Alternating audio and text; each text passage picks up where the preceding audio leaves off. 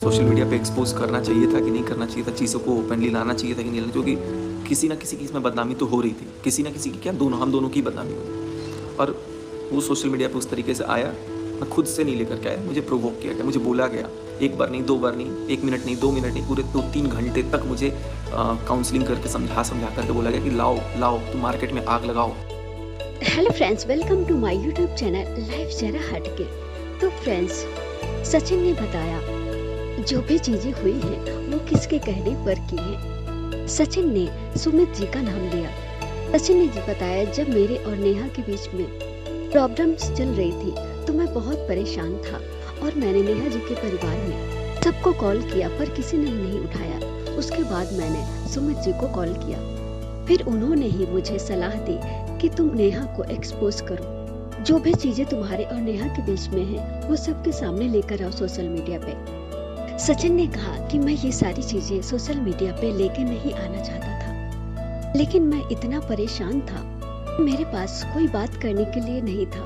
फिर मैंने सुमित जी से सलाह ली, क्योंकि मुझे उस टाइम लग रहा था कि मैं अब जिंदा नहीं रहूंगा। सचिन ने कहा कि जब मैंने सुमित को कॉल किया तो मुझे उसने ही ये सलाह दी कि तुम चुप क्यों बैठे हो, बातों को क्यों छुपा रहे हो, जो भी बातें हैं वो सोशल मीडिया पे लाओ, ब्लॉग बनाओ और एक्सपोज करो।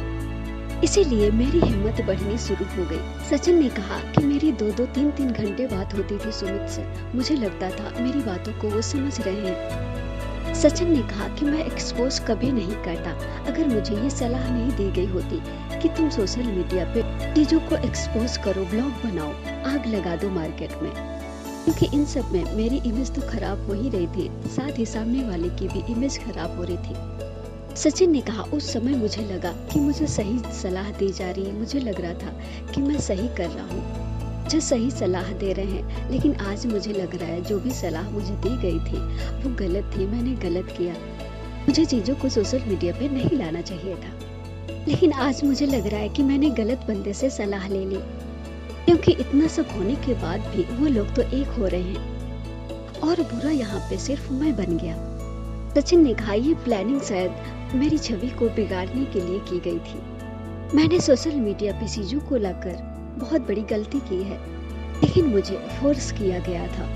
सचिन ने कहा, जो चीजें नहीं भी थी वो भी चीजें मैंने सोशल मीडिया पे बोली, क्योंकि मुझे बोलने के लिए बोला गया था। मैंने कुछ बातें झूठ भी बोली, चीजों को मिर्च मसाला लगाकर बताया, कुछ ऐसी बातें भी बोली जो मुझे नहीं बोलनी चाहिए थी सोशल मीडिया पे। और मुझे तो अभी भी लग रहा है सुमित और नेहा की शादी हो रही है, और अब तो सुमित ने मेरा फोन उठाना भी बंद कर दिया है, और सुमित ने कसम भी खाई थी कि मैं नेहा से शादी नहीं करूंगा। सचिन ने कहा कि अगर मैंने चीजों को सोशल मीडिया पे नहीं लाया होता और वो चीजें नहीं बोली होती जो मैंने झूठ बोली, तो शायद आज वो वक्त नहीं होता, चीजें सही होती। जो भी चीजें हुई हैं वो मुझे अंदर ही अंदर खाई जा रही हैं। मैंने झूठ भी बोला, जो चीजें नहीं थी वो भी मैंने झूठ बोली।